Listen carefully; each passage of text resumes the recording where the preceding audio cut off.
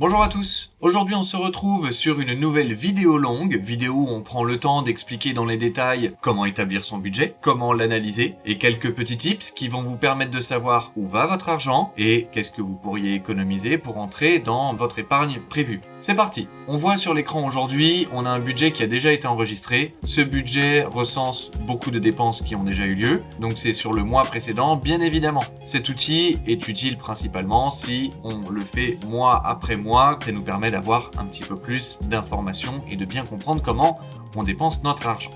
Donc voici le tableau qui est déjà réalisé, dépenses type montant, le type nous permettra de faire le premier tri. On voit qu'à droite, j'ai déjà inséré des tableaux qui nous permettront d'analyser plus en détail les dépenses. Et donc, on va regarder ensemble comment utiliser les fonctions Excel pour remplir automatiquement ces dépenses-là. L'intérêt principal, c'est de reproduire le budget mois après mois et de visualiser les différences. C'est parti, on va commencer tout de suite par faire un premier tri. C'est un tri par catégorie. Les catégories nous servent à trier les types de dépenses. Certaines sont absolument incompressibles, on va clairement voir les abonnements s'il n'y a pas d'excès, les courses, mais certaines le sont peut-être un peu plus, telles que l'extra, les vêtements et ainsi de suite. Ensuite, on va trier par type de produit et surtout on va réaliser le calcul final, quelle épargne a été économisée à la fin de ce mois, et en plus de ça, on va voir justement des scénarios si on arrive à diminuer certaines dépenses ou alors simplement les annuler. C'est parti, on commence par la première case. On va prendre l'exemple de l'abonnement. Il y a différents abonnements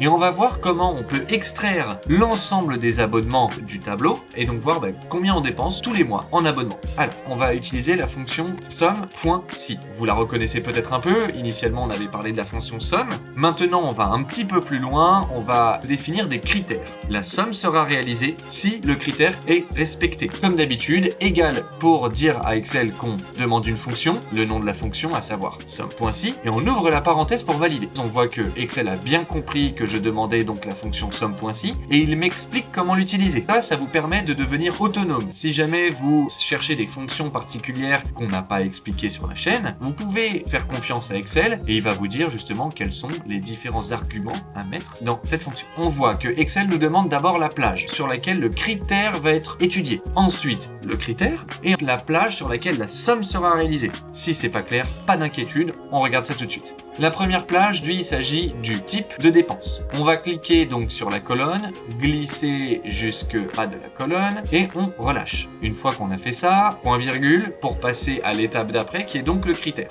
Le critère, on va dire que c'est abonnement. Bien penser à le mettre entre guillemets. Ce critère-là, il va être vérifié. Et dès que Excel va voir que sur la case, il y a bel et bien marqué abonnement, il va ajouter le montant à la somme. Bien sûr, il faut dire à Excel quelle est cette plage sur laquelle il va récupérer le montant. On va donc sélectionner la colonne des montants et on appuie pour fermer la parenthèse et on appuie sur Entrée.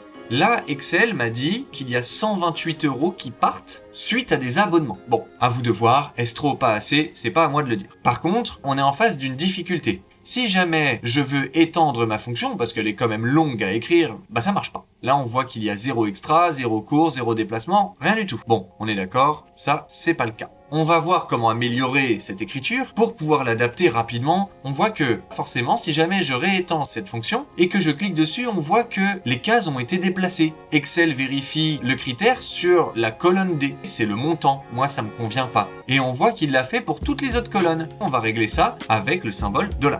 Ce symbole permet de dire à Excel, si j'étends ma fonction, je ne veux pas que tu bouges cette plage de données ou cette donnée. Ça fonctionne sur une case précise ou alors même sur une plage de cellules. Donc là, on va insérer $ avant la colonne et avant la ligne. Très important de faire les deux. On peut le faire pour chacune de nos colonnes, étant donné que là, on reste à vérifier le même critère. Et j'appuie sur Entrée. Et maintenant, je vais étendre.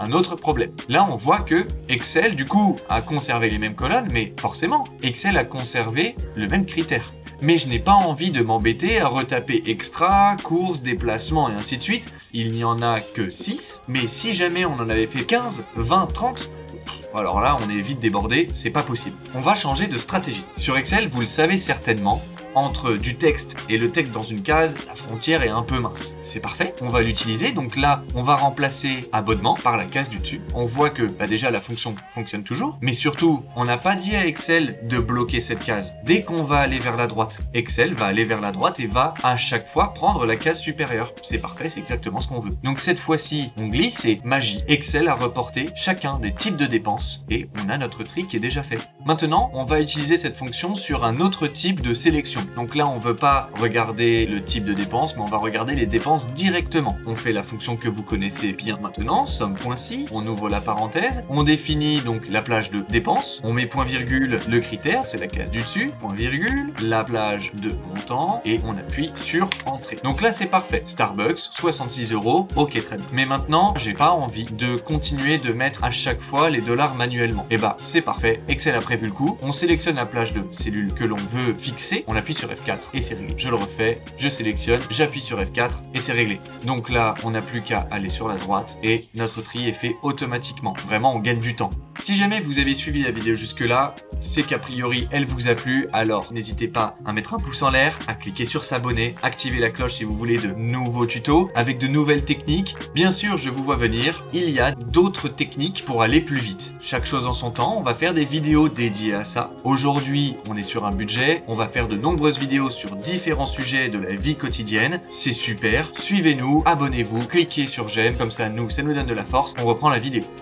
Donc maintenant, on voit qu'on a déjà quelques outils d'analyse qui sont prêts, qui ne demandent plus qu'à être regardés, analysés et discutés. Aujourd'hui, on voit donc qu'il y a plusieurs grosses dépenses qui auraient pu être évitées. Je pense à la cigarette, fumer c'est mal, il ne faut jamais le faire. Par contre, là, on voit bien que 230 €, c'est un argument supplémentaire pour vous inciter à arrêter. Quand vous aurez fait mois après mois le montant total des dépenses, par exemple sur la cigarette, c'est jamais un calcul qui fait plaisir. On va voir donc l'épargne réalisée. On a notre revenu, notre objectif d'épargne, et maintenant on veut voir combien on a dépensé par rapport à notre revenu. On va commencer par définir le total de dépenses. Égal somme, on ouvre la parenthèse, on sélectionne, on appuie sur entrée. On voit que là c'est très facile d'analyser, on a vu que nos dépenses étaient supérieures à notre revenu. C'est pas grave, on va remplir la formule. L'objectif de toute manière de ce tableau va être de modifier à chaque fois les dépenses pour analyser mois après mois l'évolution et donc comprendre vraiment comment on dépense notre argent. On va faire égal le revenu moins les dépenses, entrée, et c'est parfait. On voit que ce mois-ci on a dépensé 257 € de plus que ce que l'on a perçu. Ça, c'est un problème. Encore plus utile d'avoir des outils d'analyse et de savoir où est parti cet argent. Maintenant, imaginons que le mois prochain, celui d'après, encore après, on veut visualiser le taux d'épargne. Donc le taux qu'on a réussi à économiser ou alors qu'on a perdu par rapport à notre revenu. C'est un outil très utile qui permet, par exemple avec un graphique, de mieux piloter son budget. Donc c'est parti, là ça va être très simple, égal l'épargne réalisée divisé par le revenu multiplié par 100, et là on a notre taux d'épargne. On voit qu'on est à moins 9,88. On a dépensé 10% de trop par rapport à notre revenu.